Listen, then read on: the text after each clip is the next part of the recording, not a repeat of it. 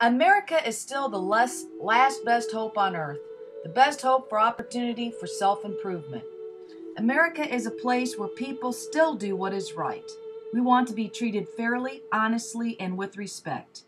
We do not want to be invisible, but to be seen, heard, and recognized as valuable. America is about independence. We produced at one time the highest standard of living in the world. This was achieved by limited government, free markets, and people working and taking responsibility for their actions. In the great American days, we used to get great gifts such as the Statue of Liberty. But how are we viewed lately? We're broke. We're broke. America's broke. In America, let's watch an entrepreneur and his son live their dream of opening their own business, being their own boss, and hiring people like you and me.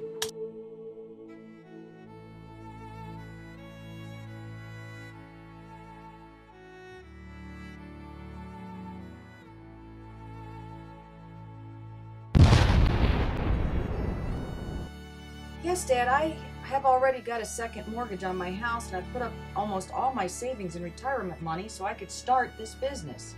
I was hoping you'd like to invest. I ran the numbers. I believe you will get a good return on this investment. Thanks, Dad. Oh, I'll call Jack. Hi, Jack. I'm calling to see what your decision is regarding the business idea I had. Have you had a chance to talk to Janice about it? Well, thanks for taking the time, Jack. Maybe next time. Hello, I would like to make an appointment with the bank branch manager to show my business plan and financial analysis. I would like a loan to start my business. Yes, I'll bring over my personal financial statement so you can see what collateral I have left. Hi, Dad. How's your borrowing going? Have you called all the relatives, all your friends, angel investors, and at least 50 banks? Did you make sure you mortgage everything that you own? Yes, son. I even called all the neighbors, and everything you see around here is mortgaged to the hilt. You did talk to Mom about this, right? Is that where you got your black eye? Yes, she is scared, but has faith that we can make this work. I mean, I will have to give up my job and our health insurance. No, son, the black eye is just from dark circles from lack of sleep. How about calling the Chinese? They have about over $1 trillion in America's debt. Maybe they'll loan you some money. Son, you have to be careful from whom you borrow money. They would just steal my idea, take it back to China, and sell it for half of what we could.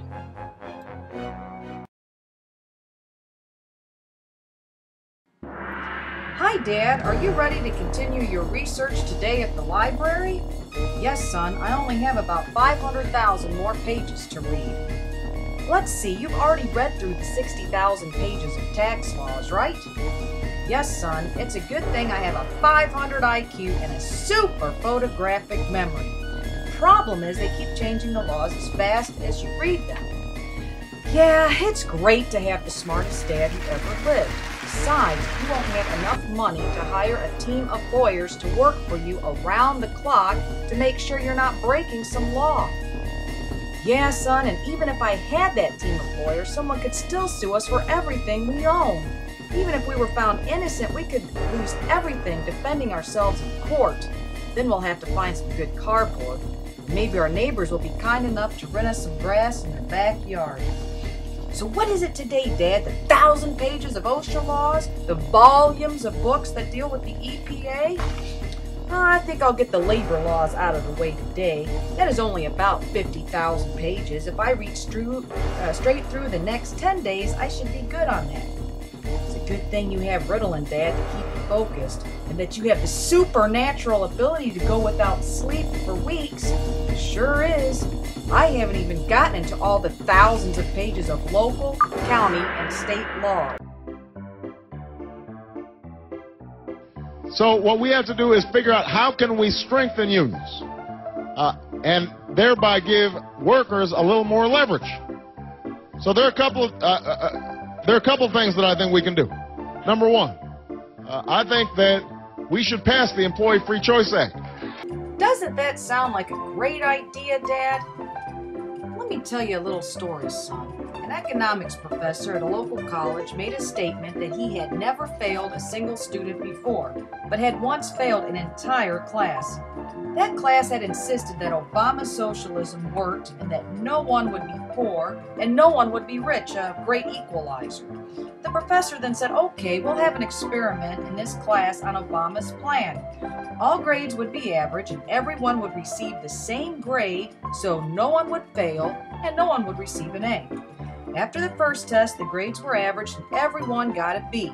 The students who studied hard were upset, and the students who studied little were happy. As the second test rolled around, the students who studied a little had studied even less, and the ones who studied hard decided they want a free ride too, so they studied little. The second test average was a D, and no one was happy. When the third test rolled around, the average was an F. The scores never increased as bickering, blame, and name-calling all resulted in hard feelings, and no one would study for the benefit of anyone else. All failed, and to their great surprise, the professor told them that socialism would ultimately fail because when the reward is great, the effort to succeed is great. But when the government takes all the reward away, no one will try or want to succeed. You know, son, unions are the same way. No motivation to work smarter or harder. It brings everyone down to the bare minimum.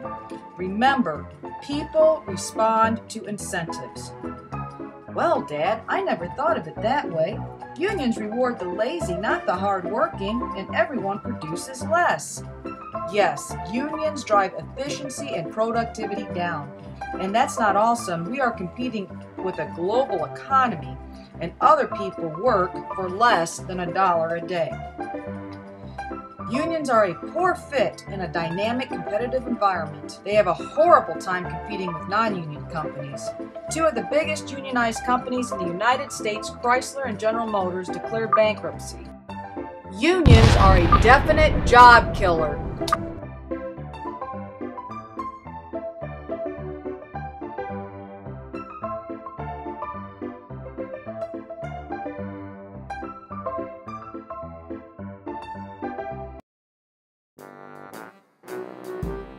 And the wealthiest Americans who disproportionately benefited, not only from tax cuts from the Bush administration, but also disproportionately benefited when it comes to corporate profits and where the gains in productivity were going, they are going to give up a little bit more.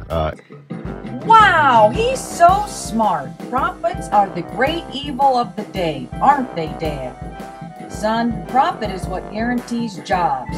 Job creation and job maintenance come down to one thing: profit. Well, after all, you did read almost 500,000 pages of law. That only took you 6 months. You lost half your hair and the other half turned all gray. I mean, you did stay up for months figuring out how you could make a profit in the tough global economy. You did mortgage everything we own, and I haven't gotten my allowance now for 4 months. I actually had to go out and get a job so I could pay my cell phone bill. You see, son, profit is money. But most people like what it provides. Time to spend with your family, time to take a vacation, get what you like or want. That's what happens for all of us. If the company is making a profit, we make a decent living. We can buy a car, house, or something else that we need or desire. The reality of profit is people do something with their money. Seldom do they sleep with it in their mattress. They go out and spend it. Business often use that profit to pay back investors, expand business, and hire new people. Without profit, everyone goes to the bottom.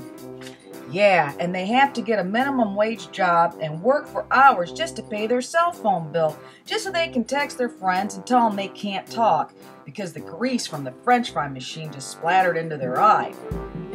Son, profit is the reason men and women stay up all night and work hard to find a better way.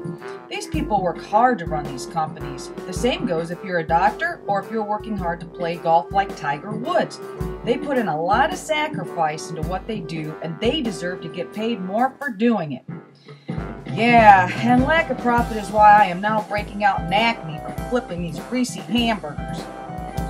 Son, profit pays for research, the advancements in medical care, innovations, improvements, more efficient cars, longer lasting homes. Without profit, the standard of living for all Americans go down.